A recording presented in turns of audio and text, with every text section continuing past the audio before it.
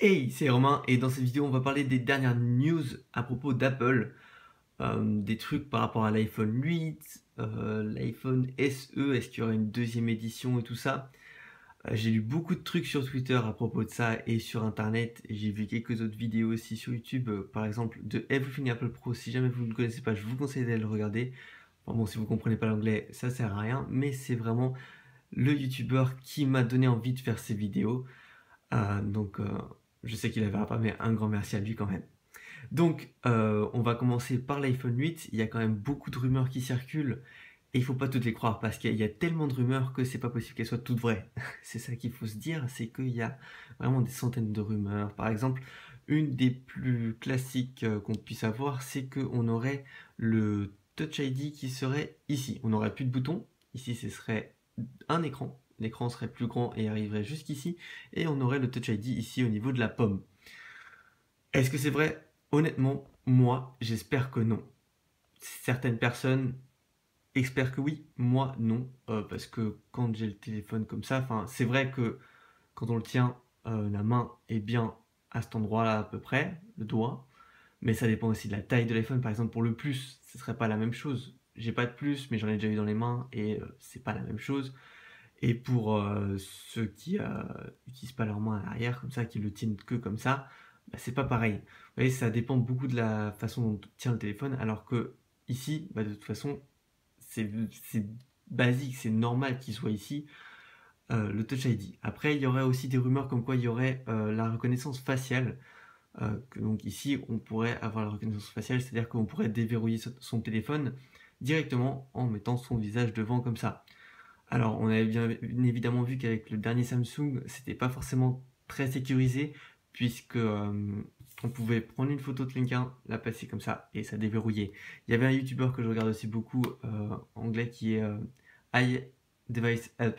Oui, je crois que c'est ça, iDevice Help, qui avait fait une vidéo sur ça justement. Il l'avait fait, il avait trouvé ce truc-là, il avait pris une photo de lui, il avait mis comme quoi c'était lui la photo qui devait déverrouiller, enfin son visage, donc il avait fait en direct comme quoi c'était son visage, et après il avait mis la photo, et en fait bah, il s'est trouvé qu'après beaucoup de gens ont testé, et effectivement ça marche, quand on met la photo, bah ça marche. Après je sais pas si ça a été corrigé depuis, je suis pas non plus à fond les news à propos de Samsung, mais non, enfin j'espère quand même que ça a été corrigé, parce que c'est quand même un gros truc, et donc c'est pour ça que c'est pas un truc que j'attends forcément de chez Apple, parce que c'est quand même moyennement fiable. Après peut-être que ce sera totalement fiable avec les nouvelles technologies qui sortent, ça peut être amélioré avec, en voyant les erreurs de Samsung.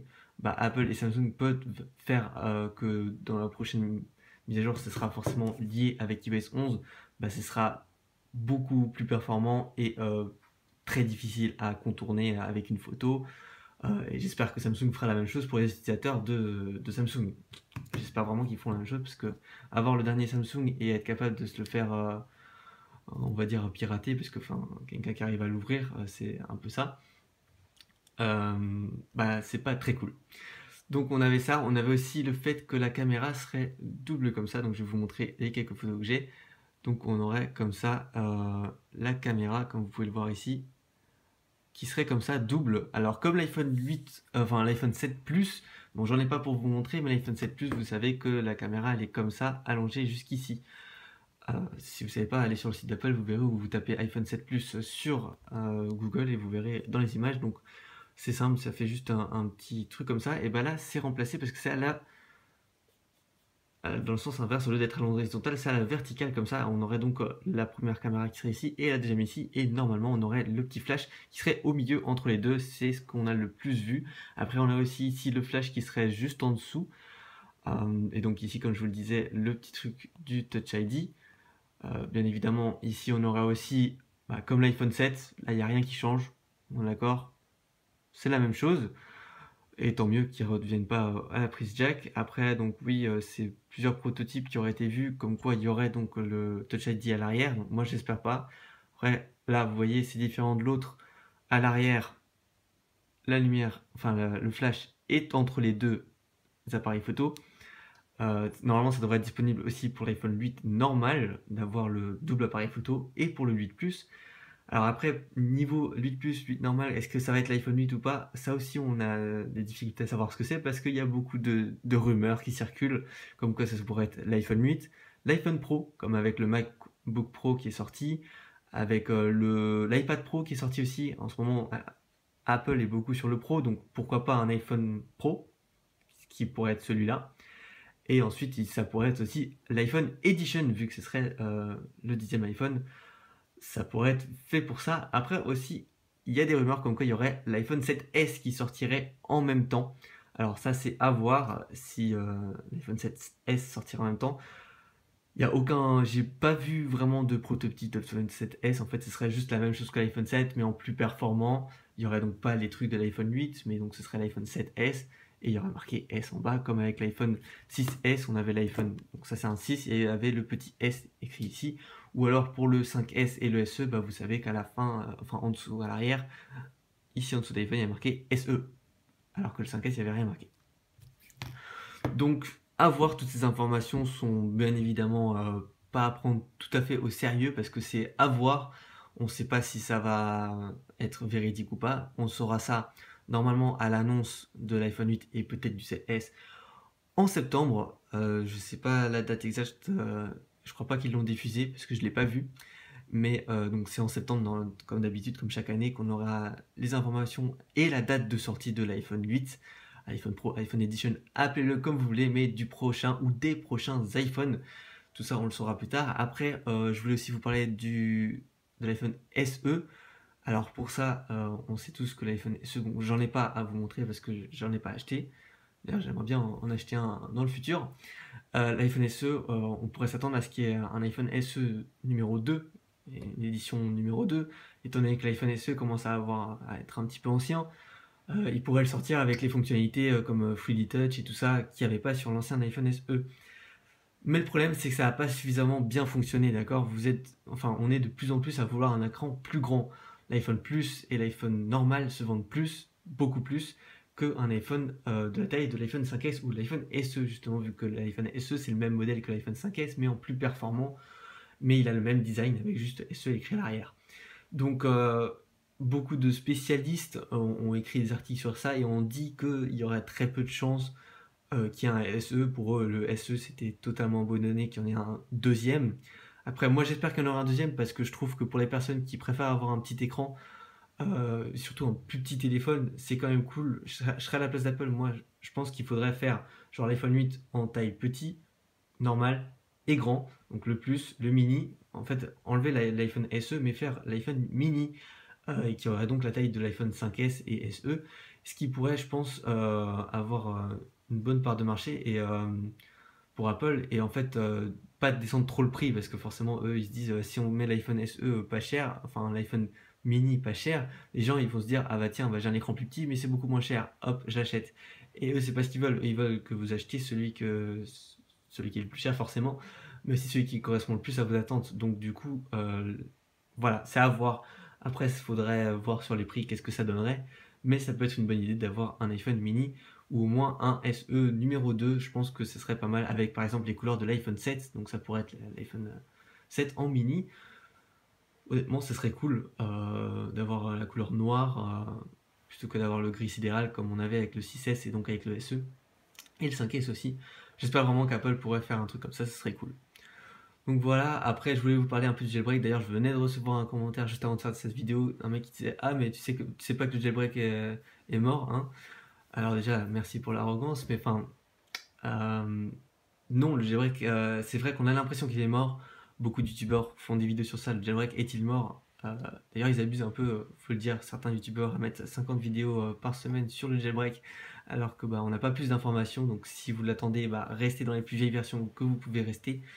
Et c'est tout ce que je peux vous dire. Et donc oui, même le développeur de Cydia, donc Jay Sorik, Freeman nous avait donc dit que même lui il pensait que le jailbreak était mort, mais c'est en partie à cause d'iOS 11, qui sera donc disponible sur l'iPhone 8, on le sait tous, qui a beaucoup de fonctionnalités qui ont été copiées depuis le jailbreak, parce que par exemple les données cellulaires, ça c'était dans le jailbreak depuis des années. Je sais que moi quand j'ai jailbreak mon premier téléphone, c'était déjà dessus et ça faisait longtemps que c'était là. C'était disponible, je pense, pour iOS 6 ou au minimum iOS 7, ça c'est sûr. Et en fait, tous ces trucs-là, plein de nouveautés qui sortent, et Apple, ils prennent vraiment les meilleurs trucs du jailbreak, ils les mettent. Bon, pas tous malheureusement, mais ils en mettent beaucoup. Et du coup, ça fait que le jailbreak, il a plus vraiment trop de raisons d'exister. Moi, je trouve qu'il y en a encore des raisons d'exister. Moi, j'attends le jailbreak avec impatience, parce que mon iPhone 7, j'ai envie qu'il soit jailbreak. J'attends que ça. Et après, voilà, les développeurs on va dire les hackers qui hackent pour avoir iOS 10.2 enfin 10.2 jusqu'à 10.3.3 qui est la dernière version qui est sortie, jailbreak, déjà ils ont du mal parce que les failles sont de moins en moins nombreuses, de plus en plus difficiles à trouver. On le sait parce qu'avant les jailbreaks étaient beaucoup plus faciles à faire, ils sortaient beaucoup plus facilement tout de suite après la sortie des versions. Là on attend des mois et des mois et ça vient plus. Et c'est parce que les teams de jailbreakers ont du mal à le faire, et surtout qu'en plus Apple paye pour, euh, pour les bugs, qu'on leur rapporte les bugs, et du coup après les patchs direct, donc du coup il n'y a pas de jailbreak qui sort. Donc à mon avis, je pense qu'on peut en avoir un pour iOS 10.3 enfin toutes les versions de 10.3 qui sont encore là, grâce à Kinlab qui nous en avait montré un, j'avais fait une vidéo là-dessus. Est-ce qu'ils vont le sortir? Je sais pas. Quand? Je sais encore moins. Honnêtement, moi je l'espère. Dites-moi vous ce que vous en pensez, est-ce qu'il est mort ou pas mort? Moi je pense qu'il est pas mort, il est en train de mourir un peu, mais je pense que ça peut revenir, on est quand même beaucoup à vouloir jailbreak nos iPhones. Après, si Apple nous laissait customiser nos téléphones vraiment comme on voulait, par exemple là les Toggle, ils pourraient nous laisser faire ce qu'on veut vraiment sur le Control Center, encore plus que ce qu'ils nous laissent là comme liberté, changer les icônes, mettre des actions genre si je maintiens un certain endroit ou des trucs comme ça qui pourraient nous mettre vraiment envie de mettre à la mise à jour à la dernière version d'iOS 11, iOS 12, enfin des trucs comme ça. Ils pourraient nous faire vraiment des bons trucs et je pense que les gens adopteraient beaucoup plus facilement iOS 10, 11, 12. Donc bon, plus 10 parce que c'est bientôt fini iOS 10. Mais iOS 11, ils pourraient faire iOS 11.1 par exemple avec une nouvelle version, enfin des nouveaux trucs. Franchement, ça pourrait être cool. Les gens passeraient peut-être plus facilement chez iPhone pour pouvoir customiser les icônes. Moi, franchement, ce que j'adore dans le jailbreak, c'est pouvoir avoir un thème sur mon iPhone et pareil, réarranger les icônes comme je veux ici. Et aussi pouvoir mettre, par exemple, là, Snapchat, je veux qu'il soit ici, mais je veux pas remplir tout ça. On devrait pouvoir. C'est des trucs que Apple devrait nous laisser faire et qui, franchement, vu que c'est ce qu'ils veulent que le jailbreak meure, ferait que le jailbreak mourrait. Parce que clairement, moi, après, il y aurait plus que les tweaks qui seraient intéressants, les tweaks pour modifier les applications, comme par exemple Snapchat++, Snapchat Phantom et des trucs comme ça. Ce seraient les seuls trucs qui seraient intéressants pour jailbreak, mais ce serait pas suffisant pour amener beaucoup de gens à jailbreak leur iPhone.